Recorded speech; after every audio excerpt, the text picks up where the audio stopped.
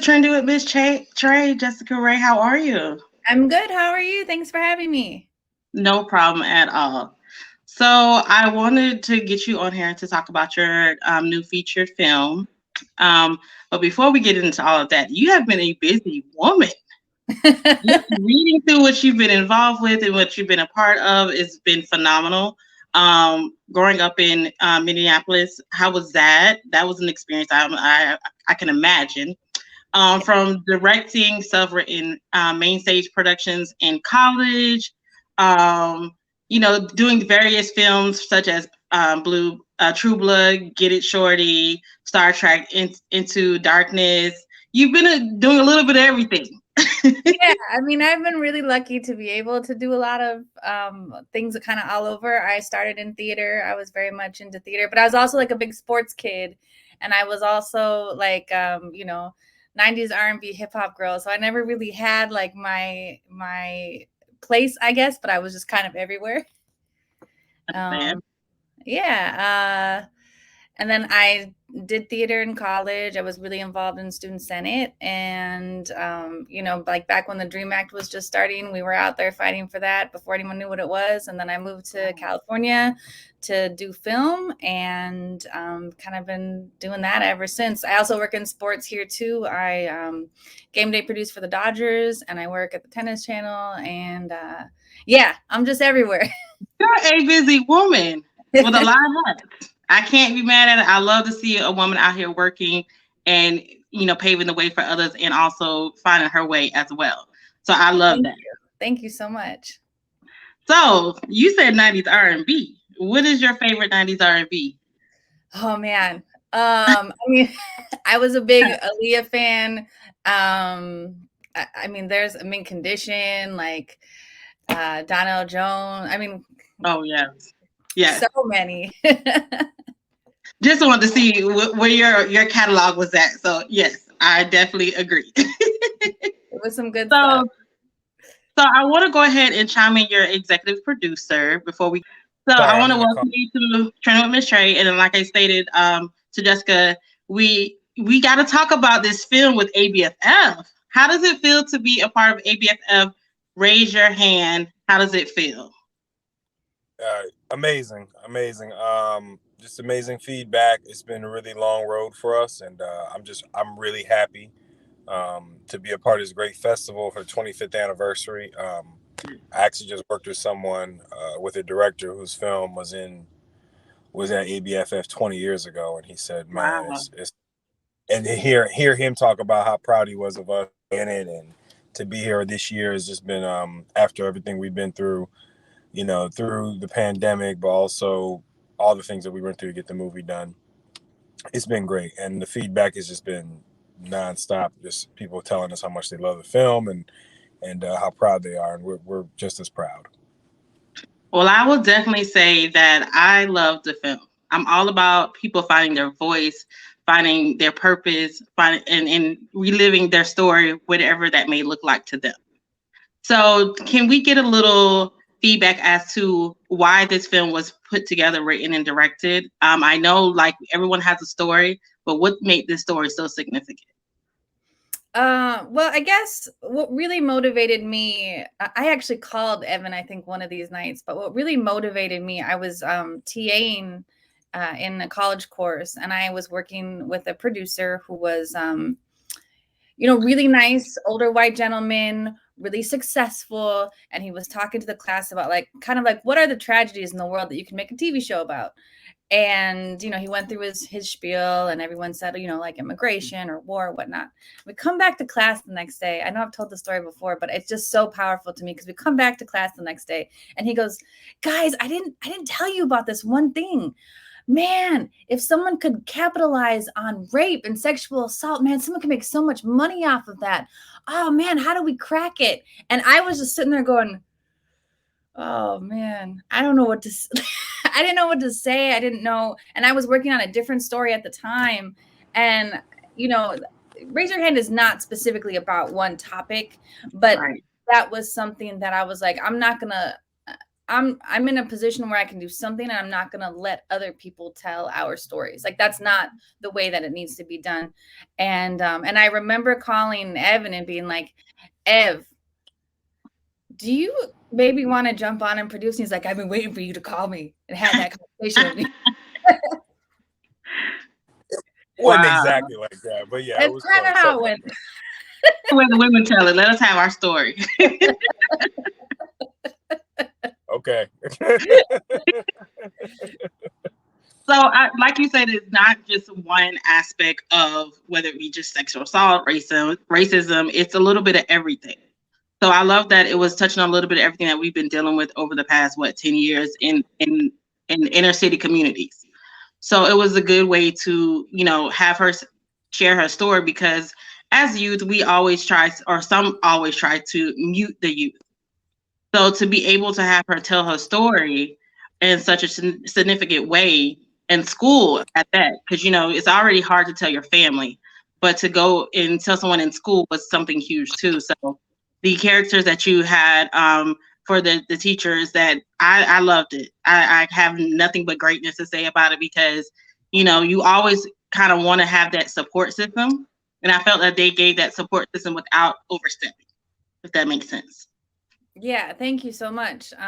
We really tried to, I mean, a lot of the characters are based on, like, all the experiences are real in some capacity, but it's like a collection of stories, right? It's different people. It's people from my childhood, my adulthood, a little bit of myself, a little bit of Evan's background, a little bit of all of us got put into this and into these stories to help shape everybody. And especially the people who are influencers in these young people's lives. Like, they really needed to ring true. That was very important to me, because I was very against, I mean, Evan and I talked about this for hours and hours about, I didn't want to make a Freedom Writers. I didn't want to make a movie that didn't ring true, because that's just not how it is. And those movies tend to make a lot of money. And, like, I'm glad that those stories were told, but that's not our stories. That's wonderful. So the story behind Gia, she was a ball of creative space. She was a ball of let me speak for the voices that can't be spoken. I want to know how you actually cultivated that character, because that was, like you said, it's a lot of different pieces that you, from childhood experiences to other relationships that you may have, but to have her as the lead actress or lead character, how was that that you cultivated that experience for her? Well, honestly, I just started writing a bunch of different scenes, memories. That's how it started. I was writing down memories in scenes, and I started sharing it with actually our DP, Judy Fu. She was a friend of mine in film school, and she has a colorful background as well. And so I was like, hey, will you just check it out? Give me some feedback. And she kind of helped me build her in a way that took all these different stories, right, and was able to put them together to make each specific student's story coherent. And we were able to touch on all the things that we wanted to, but that also made it feel believable and real, and like a solid through line. And I love the fact that you also brought in, as far as the community aspect of it, having I don't love the fact of the sexual assault, but as far as the police having something to do with it, as well as the trauma that they deal with, as well as the trauma that they deal with in school, with, the name calling and, not trying to find your way and not necessarily finding the positive aspect, but you're finding your way. How difficult was that to actually put that aspect in it? Because I know it's a touchy subject that we don't like to talk about for whatever reason, but it's necessary. I mean, to be totally honest with you, a lot of those specific moments you're talking about are real moments that happen. So that's why they, I think, ring authentic for people. Again, like Gia's story herself is not a true story, but all those little details and things are really just taken from either my memory or friends' memories, or stories that we read. Like, even the incident with the cop, that happened to a friend of mine as an adult, but I took his adult story and put it into a young man, so it could ring true with all the people, and like, not having the cell phones. And I mean, and I grew up in Minneapolis, and the Minneapolis Police Department has never been friendly. They've never been cool. So that was something that it was really, I don't know, very easy for me to write about being a kid. Okay. And like you say, the story, the film itself, it touches on various things, various subjects. What is something that you would want the viewer to walk away with? Ev, what about you? What do you want the viewer to walk away with? I just, you know what, the Jessica touched on this earlier. It's wanting to tell real stories, and these are stories about people that we know and grew up with. And I think a lot of people that grew up in any kind of urban environment, because I didn't grow up in the ghetto, as some people would say. I didn't grow up in the hood, but I knew plenty of people that were going through these same stories that we're talking about. And raise your hand, and we never get to hear that. So to give people understanding that, these aren't, you're not just, kids aren't just running around killing each other because they're lawless, because they're animals. You know what I mean? They're real people who have gone through traumas and are going through stuff. And I've done work with kids back in Chicago who, if you heard their stories, you'd be heartbroken. You wouldn't even believe it. You wouldn't believe that they can't go 2 blocks from their house. That if I'm driving them home from a field trip or something like that, or from a after school trip, hey, Mr. Allen, don't go that way. No, I can't be over here. You got to go the other way. And these are real stories that are true. And to be able to help make a movie that tells stories that people aren't used to seeing, that they don't even think is real, but we know is real. That we know these are kids that we grew up with, that have lived through this kind of trauma and lived through these kind of experiences. That's what makes me feel really good about it, and makes me feel like, we've accomplished something with this. Well, like I stated before, the film is great. It's gonna do great. I'm speaking it. Thank you. What do you see next for the film? I know you're part of ABFF, and we're on our last week of ABFF, as far as viewing it on ABFF, at ABFF Play, excuse me. Where do you see the film to be after, ABF closes? Where can people view the film? What's next for Raise Your Hand? I mean, our next big goal is to be able to get distribution and actually be able to get it out into the world. I mean, one big thing that it has been a really long road, as Evan mentioned, and it's been long because I believe from the feedback that we got early on is that we very much stayed true to these characters. And there was a lot of feedback even in the script writing process. Well, she should go kill the cop, or, well, it needs to be essentially more trauma porn. We need to see more of that. It's not heavy enough, but it's not light enough. And we're like, but it's real, we hope. And then there was a lot of feedback of, well, real doesn't mean entertainment, and you have to remember there's an audience. And so my hope is now that it's getting seen in these platforms, where people are finally being able to watch and being able to support people like you, who are being like, we want to do interviews, we want to get it out there, that it can finally be out there and get a home and be seen, and that it can start to create conversation about this stuff that we've never been able to have, especially with our young people, but also with adults who don't understand or don't relate, right? Like, that would be my hope, is that, we're not looking at someone because they're, acting out like, oh, well, they're a bad person, but like, what's underneath it, and how do we help, build them. And one thing that we were able to do with the movie at the time was work with a high school. Evan, if you want to talk a little bit about that, but how we were able to work with the students. Yeah, we worked with students at Santa Ana High School, and the kind of deal we worked out was the kids got to come in and work with us as interns and production assistants and extras.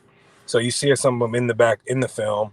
Some of the kids in the film in the background were actually there helping us with the sound and helping us, make sure we were in the right places, and that we were found in the right places in the school. So they were with us every day when we were at the school working with us. And it was a great experience because you get to see these kids, never seen a film made before. And now when they get to see it, they see all the people behind it. all the work it takes to get a movie made. And I believe a few of them actually ended up going to college and studying film and going to film school, which Yep, they have.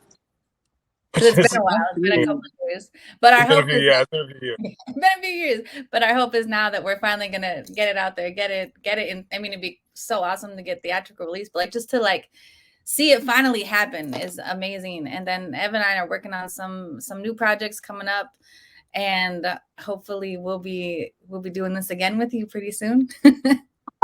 Of course. I definitely like the fact that, like you said, you involved the kids with that, because you may have opened their eyes to something that they've never even known about or even dreamed about. And now they have a career path that they can actually go into, and they'll have some knowledge behind it because they had hands-on experience. So I love that aspect that you reached out to the high school and did that. That's amazing. Yeah. Our producer, Margarita Reyes, set that up. I got to give her a shout out, and she worked with Creating Creators. So they definitely hooked everything up to make that work. And it was such an awesome, like, two-way street to have them support us and us support them. Yes, definitely. So where can we see the film once ABF is gone? Is it going to be on a platform? Is it going to be online? I know everybody's kind of in the Thanksgiving spirit, so they may or may not see it this week. So where can we see it once ABFF is gone as of next week? Don't know quite yet, but you can follow us on IG at Raise Your Hand Film, and we keep all our updates up there. So if we've got future festivals, hopefully that will open up to more platforms. And as soon, hey, we'll hit you up, and I'll be like, girl, we just got released, so here's where it's gonna be. Please let me know. I will post it. I will definitely post it and share it on my platform once you get an official location. Yeah, but that's our hope. And yeah, I mean, we've applied to a few other festivals, and now we're starting to get some traction. We screened at Studio City International Film Festival this weekend as well. So we'll just hope that we keep getting out there, keep doing it. You will be all over. You will be in various festivals. You will be on screen. Speak it. I'm all about speaking it. Right. Well, I want to thank you for stopping by Trini with Miss Trey and speaking about Raise Your Hand. I definitely support the film. I definitely will be sharing it with my platform as well as the people I know, because it's something that needs to be shared. Like I said, I'm all about people finding their voice, whether it be trauma or tragedy.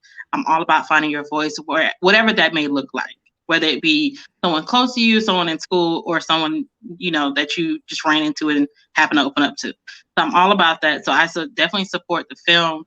I definitely will push it on my platform, and I'm so excited to see where it goes. And thank you so much. Thank you so much. Yeah, follow us on Raise Your Hand Film. Also, Jessica with a Y_Ray. You can follow me. And Evan, what's yours? Evan EVAN24AG at that's my handle on IG.